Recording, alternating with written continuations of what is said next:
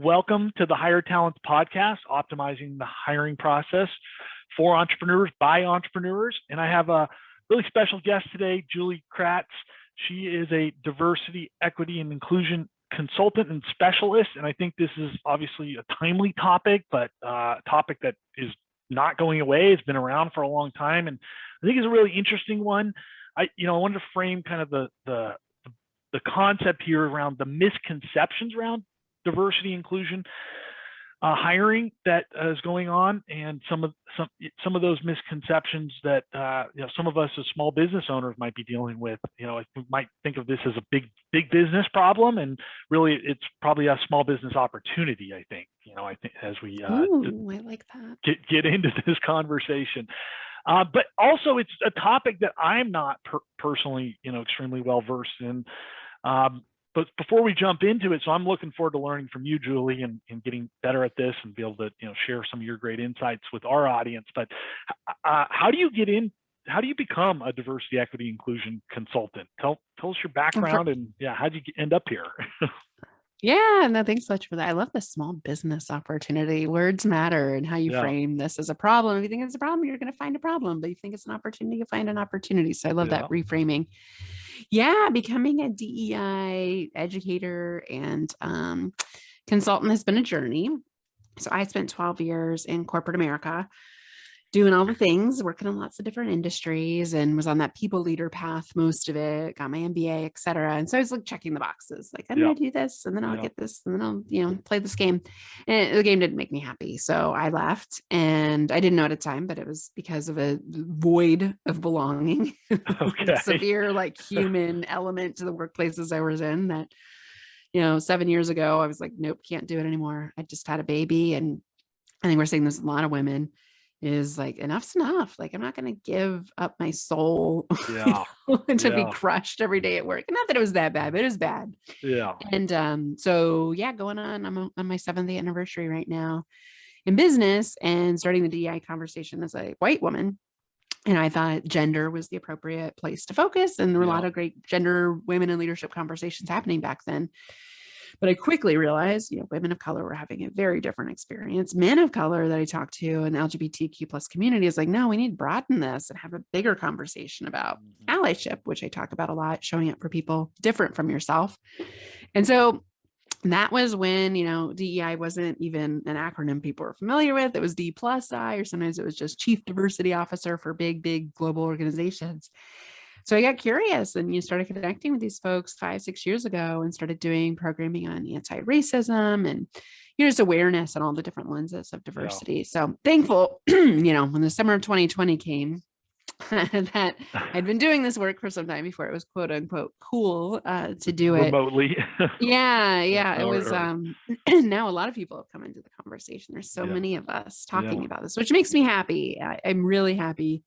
2 years later, we are still actively talking about this. And I think we will continue to talk about this for so many reasons. Yeah. Well, I think when we talk about this as being an opportunity, not a challenge or a problem, I've seen a lot of stats around this in terms of the more diverse and equitable and inclusive your workplace is. There have been a number of studies that show some pretty remarkable outputs from when you have fostered that kind of environment, but you would know the numbers better than I would.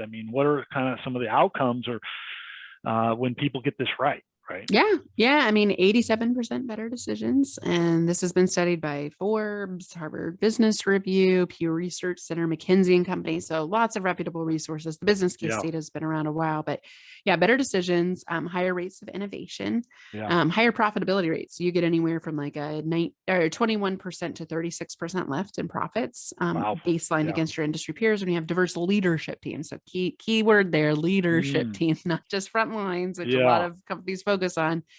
And you get just better business results. And when you have employees engaged, and we're seeing this with, of course, the Great Resignation and folks not being able to find enough, qualified or top talent, you have access to a much broader array of folks. You're just going to have more engagement, more retention.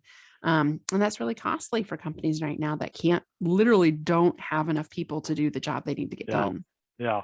I mean, I'm in the entrepreneurs group, and one of the topics there, especially around, diversity, and is that it's all about diverse ideas. If I were in an industry group and I was only talking about selling cars, right, I'm just going to learn about what everybody else's best practice. We're all going to end up doing the same thing, right? So that stifles innovation, right? Creativity and new ideas. And I think this concept really plays into that, right? We find ourselves, if you're just surrounded around, middle-aged white men making all the decisions, they're looking at decision making from their background, right? We all make biased judgments based on our background. Now the question is if we're doing that in a vacuum with other people who have the same exact background experience or life experience, right?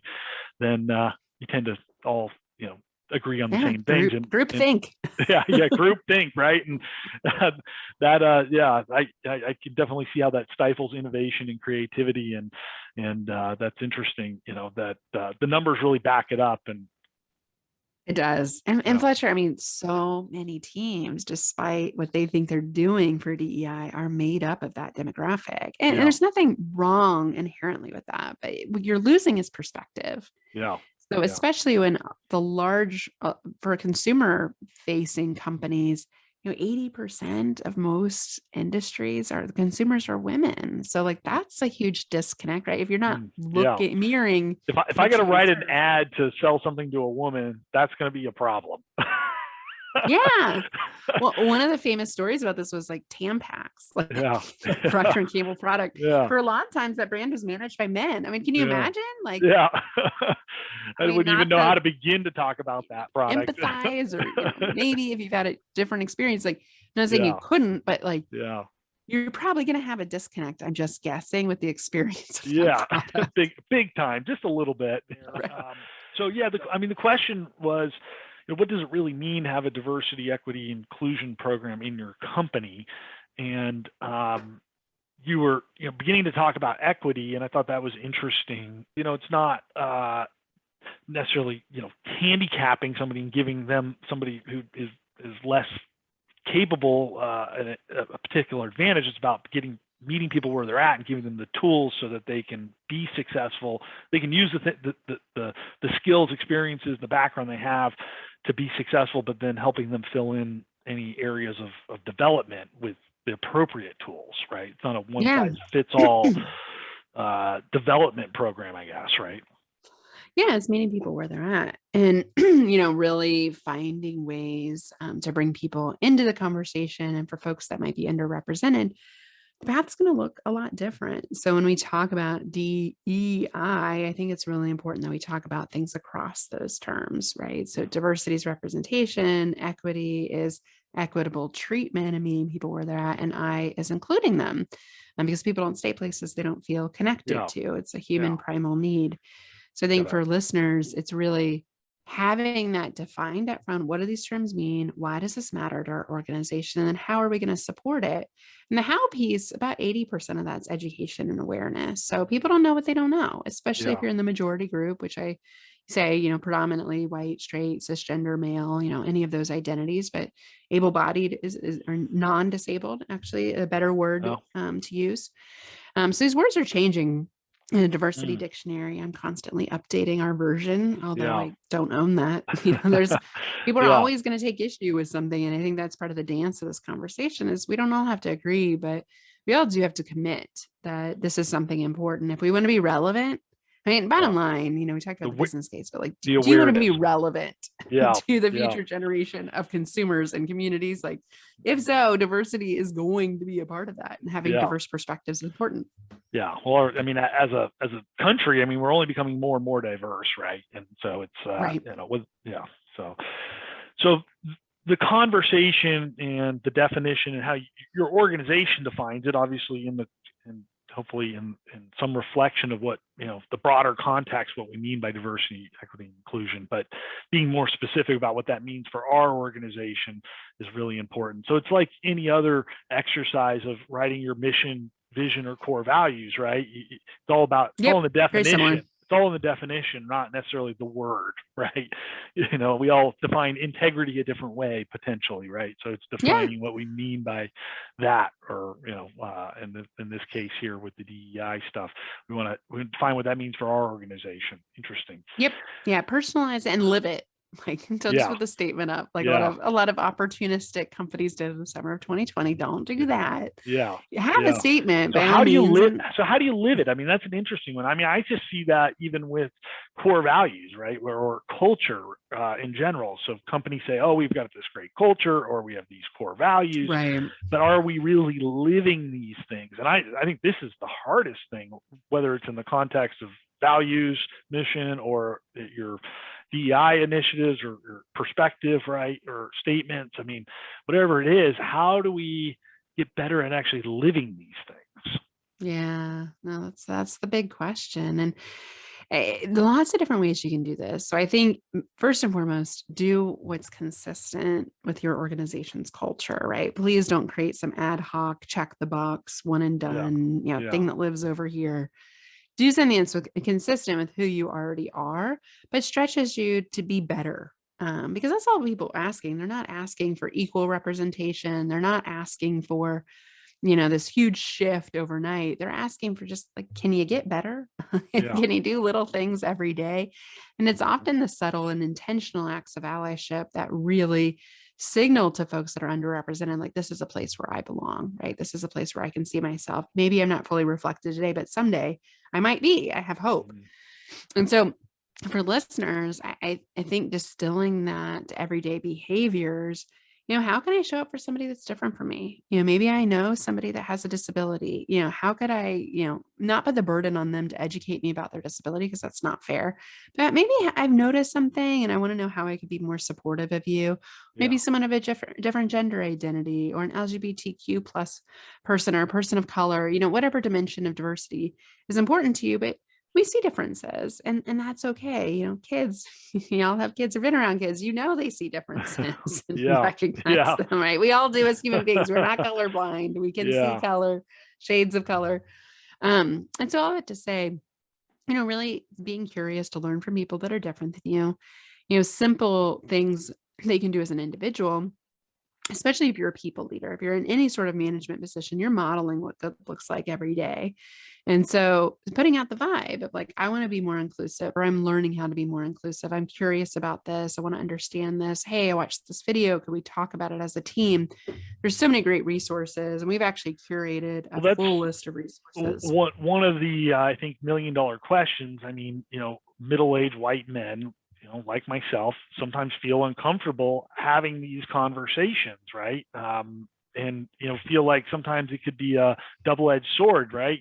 Say the wrong thing or approach it the wrong way, whether it's meant to be intentionally, disrespectful or not, right? Or many times I think it people are, they feel like they're trying, but then they make a misstep in the dialogue, right? And then it sort of comes back and works against them, or they feel like they've had that experience, right? How do you deal with that?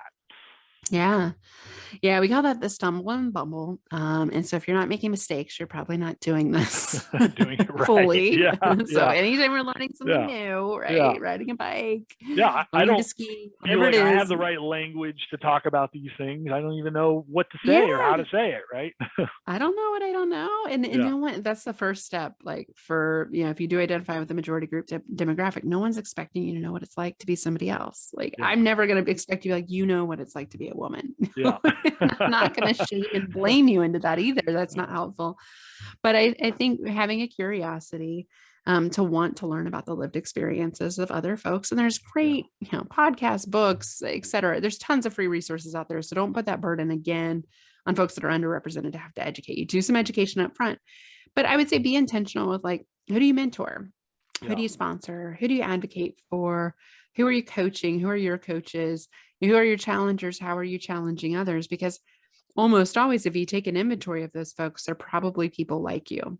Right. And so back to what you're talking about with ideation, same thing works for your network. You just get an insular network because as human beings, we all have some level of affinity. Put you in a situation where you can begin to build relationships with people that aren't like yourself, right? That will kind of naturally help you understand and learn more about people from different cultures or backgrounds or ability or, Yeah, well, genders. take an inventory of your network. I oftentimes a very practical exercise I lead people through my workshops, my leadership sessions is open your phone, wherever you can document your social time, your meeting time, wherever it's on your calendar, it's on your text, phone log, wherever you spend time.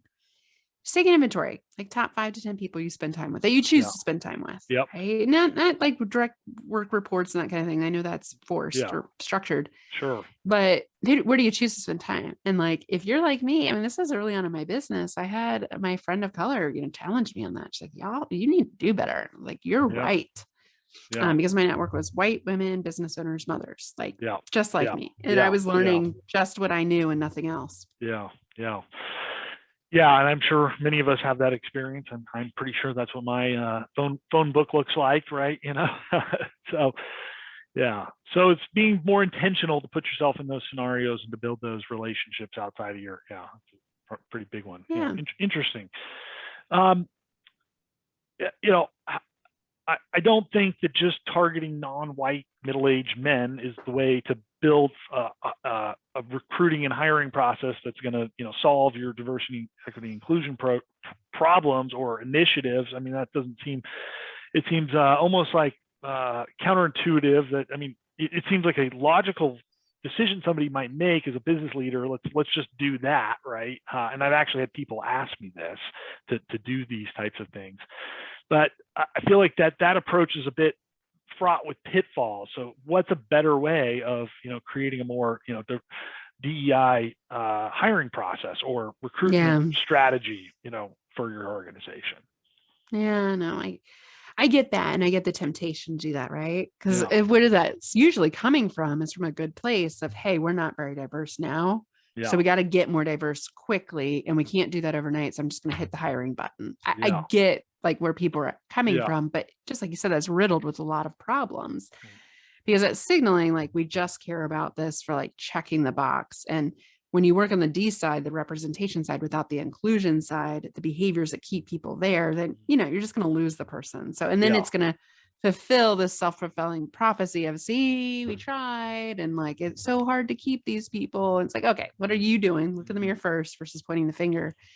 But a couple pitfalls, what people do is they go to their same network expecting diversity to magically appear. And it's like, if you were fishing in the same pond, didn't catch fish, like, would you keep blaming the fish for not showing up? Like, no, you'd move ponds, like move recruiting sources, like don't just go to Indeed and LinkedIn or wherever you normally do. Get creative with the places you go. And I think white people woke up to this a few years ago. There's historically Black colleges and universities, HBCUs. But you can't just show up on campus. Expect everyone, you got to build a relationship. Want to talk to you. Right. It's like, so be careful with that. I mean, show up, and again, consistency and intentionality. That's when people start to believe you. So this isn't a switch. This is a long-term. So diversify where you recruit, I think, is one of the pitfalls that people fall into. They don't do that. And the other thing is, scrub your job descriptions. Job descriptions are, this, just riddled with gendered terms, gender pronouns, like and war references, sports analogies. I mean, I had a client recently that shared with me that they had quarterback of the team. It's so unlikely that a woman's going to apply for that position, for example, or someone that's not American, even understands the American vernacular around it. So you're just signaling already in your job descriptions a whole bunch of challenges. So really scrub them. I mean, take a throw. There's technology that can scrub them for you, but I think take an intentional look through your job descriptions and just make sure that there's not gendered or racialized language or idioms or American-centered language. If you're a global company, make sure it reflects the global base that you want to attract. Yeah, that's true. So be very careful with the language that you're using. And I mean, I imagine many times it's unintentional. It's the language that you use on an everyday basis. But taking a second look or having somebody else take a second look to evaluate whether you're speaking a language that is going to be more inclusive, right? Of a wider network of folks. I mean, we talked about this, I think, a little bit before, but even just having really performance-based job descriptions and having clear training and onboarding, programs where and milestones and just really performance-based outcomes and keeping focused on those, as well as that, how do you build relationships and, integrate people into your culture within your organization, if the more structured that is, and it's done in more of an objective, measurable manner, right? You're going to hopefully more naturally, you're going to find yourself not thinking about where people are coming from and their backgrounds. You're going to be thinking about people more in terms of the outcomes and how do you just include anybody. I mean, I think even if despite the diversity of your workforce, I mean, getting people included into the culture of your organization is difficult no matter what, I think. All right. And if you have more intentionality, and that was what I was mentioning earlier, right? I just think a lot of organizations, they say we have this culture, but is it real, right? Are they really living it and executing it, right? Or is it just kind of, this is what we wish it was, right? Kind of a thing. Yeah. And I think it's okay to have an aspirational culture as long as you're doing the work to get there. One of the questions I love to some intentionality behind it. There's actually like something happening that gets you there. Yeah, because you're at point A right now. No one's at point B yet, right? By definition. So like, what does point B look like? And then what are the baby steps? Like, let's break this thing down. It is a baby step, just like we would any business problem. We wouldn't expect to miraculously solve this overnight. And that's one of the mistakes that people make. And then it comes off very disingenuous and it's very frustrating. We've seen this exodus in the workforce, so the great resignation again with women, with people of color over indexing. Like 300,000 women are leaving the workforce every month over the last many months. It's crazy. I mean, we're back to 1980s level of employment of women. And instead organizations are like, well, they chose to leave. It's like, well, why did they choose to leave? Like, what can we be doing to attract this amazing part of our workforce? Well, one thing I've noticed, I mean, I've interviewed over 10,000 people, and we assess many others more. But one thing I've noticed is women and people from diverse backgrounds, non-male whites, often are some of the most highly educated people out there. Yeah. And I think that for a couple of reasons. One, I mean, they tend to be more driven to educational success because they're, like many Americans, are trying to level up their quality of life and their where they're coming from, their backgrounds, but also they're doing it, I think, because they feel like they need to in order to get to that next level. And I think it's often overlooked. I mean, some of these folks are the very, very talented and some of the smartest, most well-educated workers out there, and we're just ignoring them. Yeah, you're right. I mean, we've seen undergrad and even depending on the profession, grad school rates increase extremely over the last 30 years for women and for people of color. So I think that's another excuse people make up is somehow they're not qualified enough. And you really got to unpack that. Like, what does qualified mean? And this goes back to, again, one of the techniques is like, make sure your job descriptions don't have qualifications on there that are unrealistic. Like if you would hire somebody that doesn't meet one of these bullet points, take that bullet point out. Like that's not a requirement. That's just a nice to have. I'd be interested to see if people actually measure that. They put their requirements or must have qualifications in their job descriptions. And I'd be curious how many people actually hire folks that check all those boxes.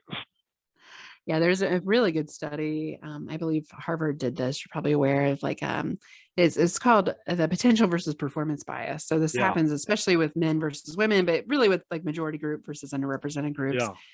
We judge white men often on potential to perform versus performance of so you have to prove yourself. Like, so there's a longer time period built into that they'll give a white male opportunity to take on a job that they don't have any proven performance experience with, where in a more diverse groups and because more reluctant to do that, I guess, right? Yeah, and underrepresented folks again are less likely to have a chance be taken on them. So as a result of that, it's like a chicken and egg problem. They look at a job description like, "Ooh, I don't meet all of those criteria. I'm not going to apply." Whereas somebody in the majority group's like, "Yeah, I meet 60%. I'm going to go for it. I'll throw my hat in the ring, right? Yeah. What's the worst that could happen?" And somebody who's experienced the adversity of diversity is like, "That feels bad. I don't want to put myself out there again," right? Yeah. And so you just have these self-fulfilling prophecies that start kicking around. And this is why inclusion is a hairy, very deep problem. There's so many systemic issues at hand here. And a lot of it has to do with bias. I mean, we are just naturally biased as human beings. Yeah. Yeah, I think that's, we always found it's quite interesting. I think the more structure you put into your process, and again, I think the focus on narrowing those requirements and looking at the quality, skills, and experiences, and keeping that list as short as possible. I mean, we call it a candidate scorecard, right? Which should be a reflection of the job description, those requirements. Mm-hmm. And because I think if most organizations looked at their requirements, many of them would be unmet when they're actually hiring. So they're sort of they're probably making that more biased hiring decision because they're kind of going with what they're most comfortable with, I guess, or they're most familiar with.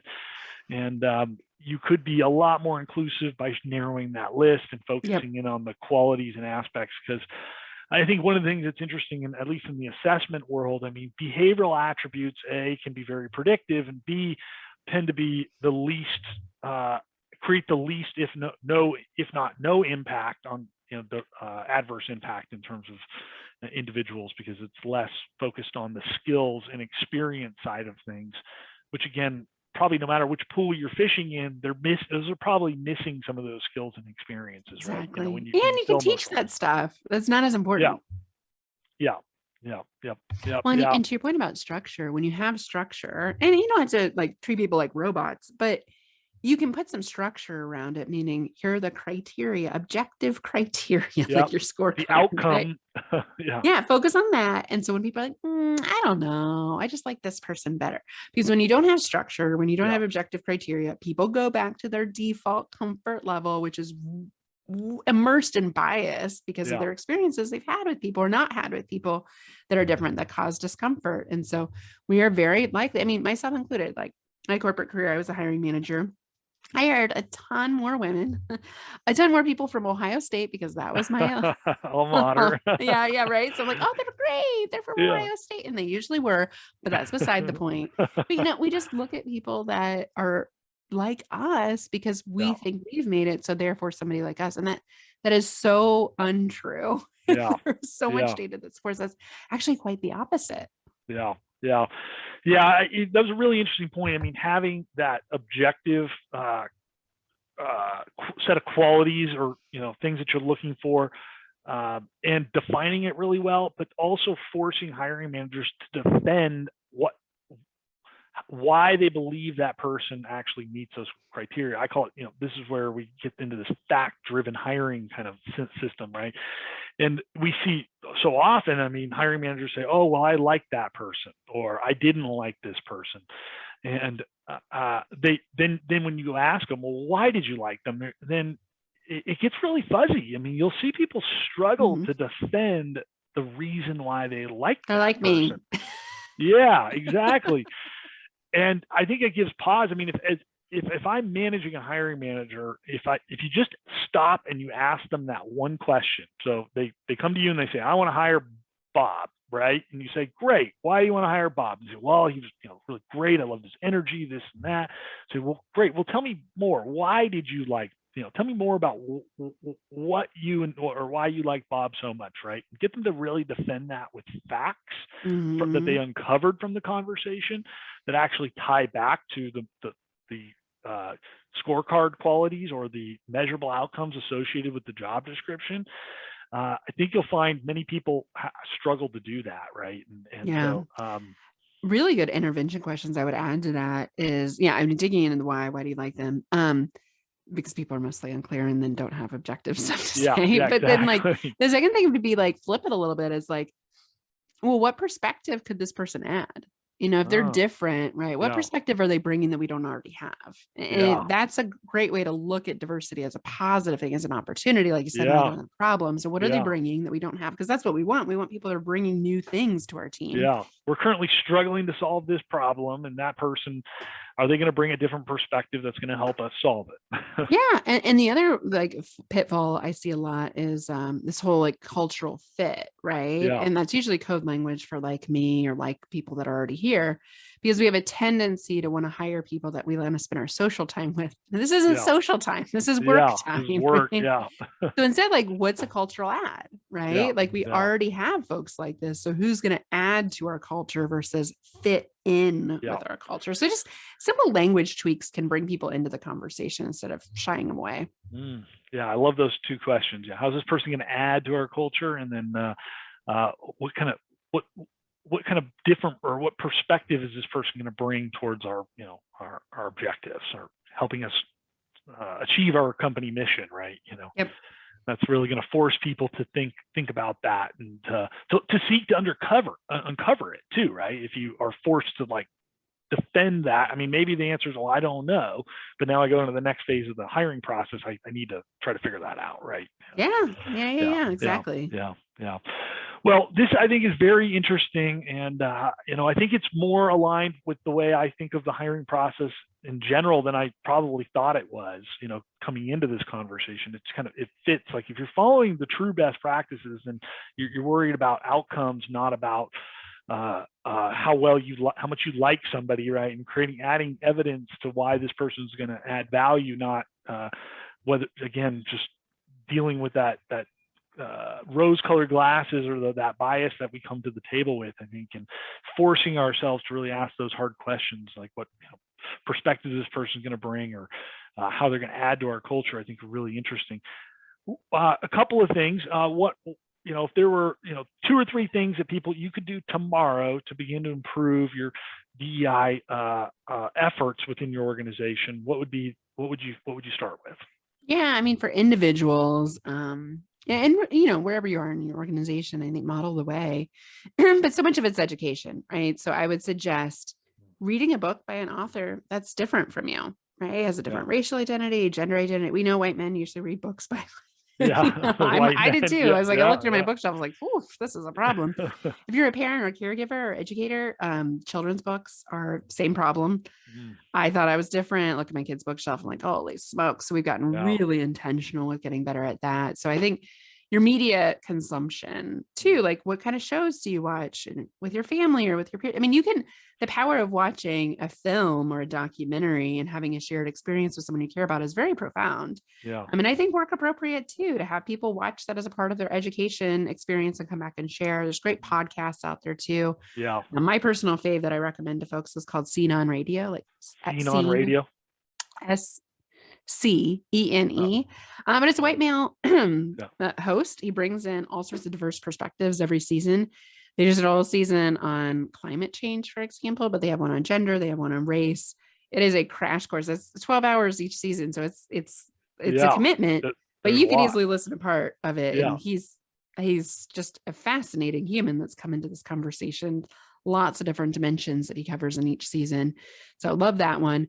But we've actually got a free full resources list on our website too, Fletcher. So just nextpivotpoint.com, check that out. Resources right there. We've vetted like 10 pages. We'll add that to this podcast page and some of our kind of social promotion here for you. And where else can we find you?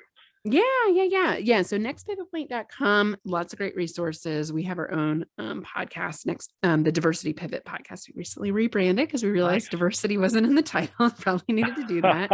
But we've written some books. Our new book, Allyship in Action, is just out on Amazon too. So check that out. And for listeners, reviews matter. So that's one way you can really help us find other people. But really read the book and leave a review, please. Yes, honest review, but 10 practices to live inclusively. A lot of the stuff we've talked about today, like how do you practice real empathy? How do you show up with vulnerability in this conversation? How do you tell your story and craft your why? So I tried to get super granular with people through my own experience and the 7+ years of doing this work. It doesn't have to be so daunting and hard, right? That's how we started out today's conversation. It feels so overwhelming. Like, what do I do? Just follow these practices and do them consistently and intentionally, and be a better human for it. Just take the first step, right? Yes. Always is sometimes the hardest part, and once you start going down that path, it gets a little easier usually, right? Just like anything that seems like a mountain to climb, right? Just keep your mind open. I mean, if we all just kept our minds open and thought of different perspectives, it's like that's something new and interesting versus like, I don't believe that. I don't want to rewrite that script in my brain. That's harder. So I'm going to judge it. Just keep your mind open. Like worst case scenario, you learn something or experience something new. Like it's unlikely that harm will come to you. Awesome. Well, we'll make sure that we put a link to your site and those resources and your new book on the page. And as we share this with our audience, we'll make sure that you guys all have links to that material if you want to check it out. And Julie, it's been a really great pleasure speaking with you today. And I really thank you for taking the time to help us just take that first step, right, in becoming more aware, at least for me, helping me take that first step, and hopefully others listening to this too. Yeah, thanks so much for having me.